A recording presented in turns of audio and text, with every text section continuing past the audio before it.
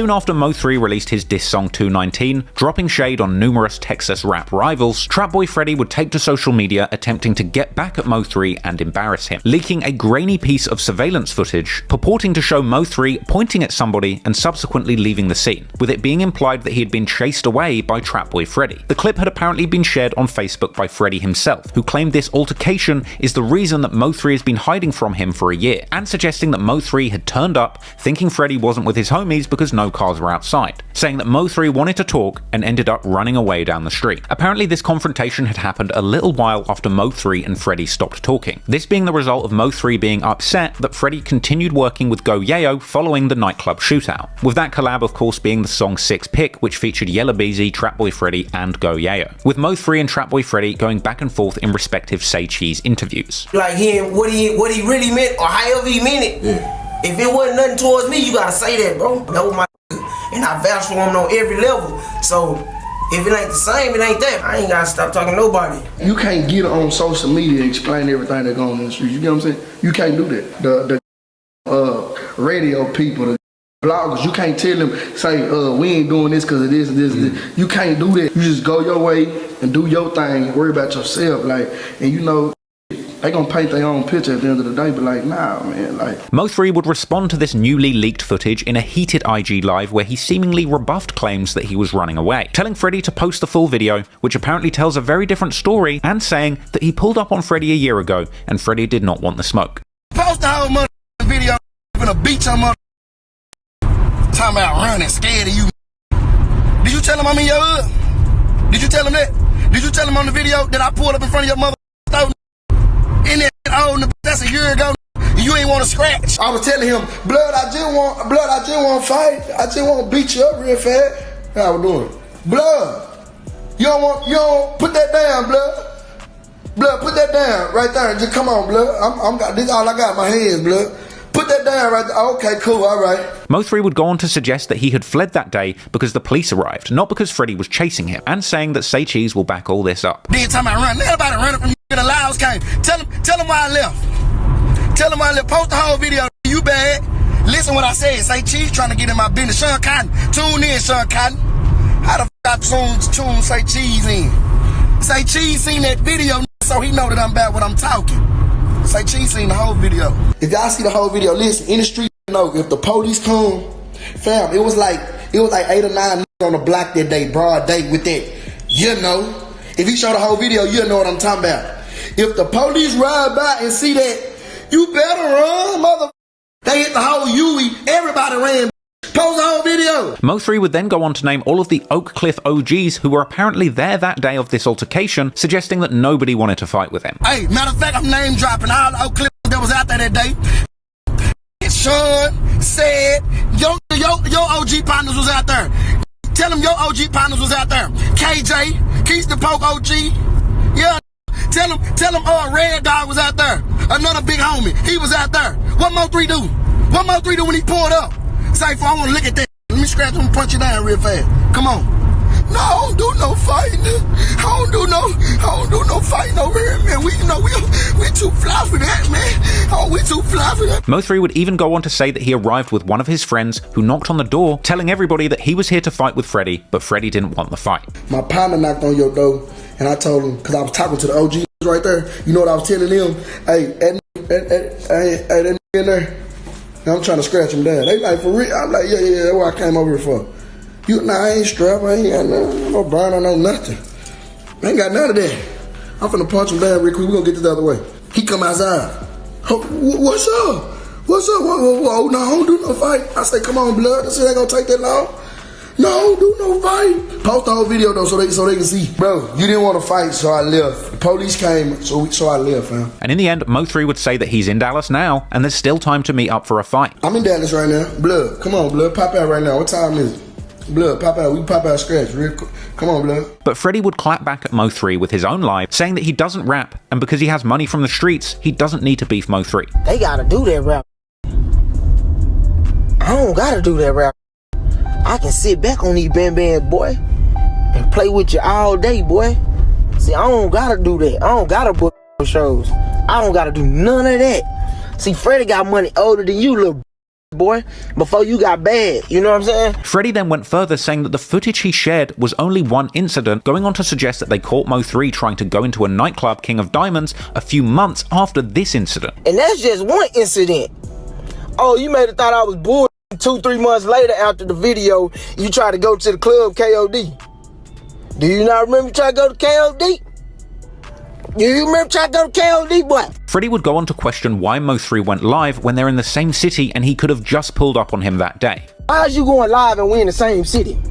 Let's get this gangster popping. Call me, let's pop up. What the f you doing?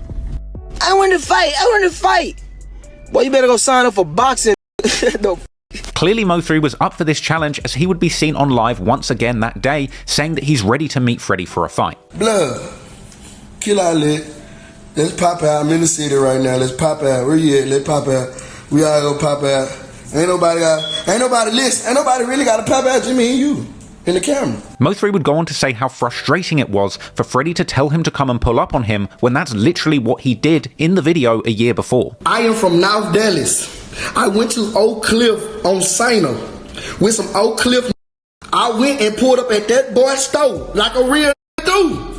I ain't get on Facebook. I pulled up. Y'all didn't even know about this, and here come a year later, they want to post a little bit of the video. Get your on. Fam, I pulled up. MO3 would also deny Freddy's earlier claims that he was mad at him for not being on the song Pick 6, saying that he never cared about that song, and saying that he simply pulled up once he heard Freddy had been talking on him. This the day he got on live and said, I didn't want to be on Pick 6. Now he know I ain't give a about this damn song.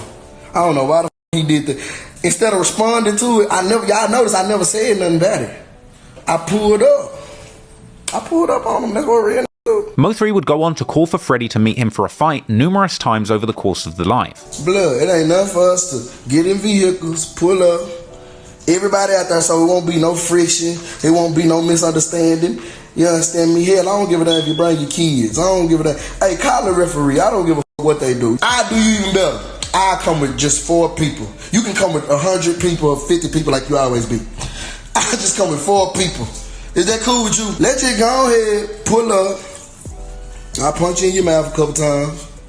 And you know, that's cool. And seemingly after this, MO3 would jump in the car and quite literally pull up once again, claiming to be outside the CME headquarters where Freddy hangs out. I ain't gonna keep talking about this.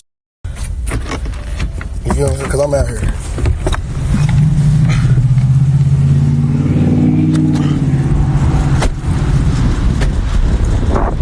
I'm missing your meat.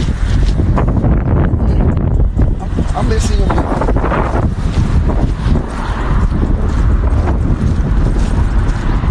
MO3 would also post a story claiming that Freddy was just there, so he pulled up there, but suggesting that the IG live was cut short because his phone died on location. Apparently he didn't find anybody there when he pulled up, going on to question where the new CME HQ is located, and then he would take to live once more asking where that new location is. Where the new shop at, blood? Tell me, blood, and I'm gonna pop out. Nah, for real, tell me. I just went to where you was at.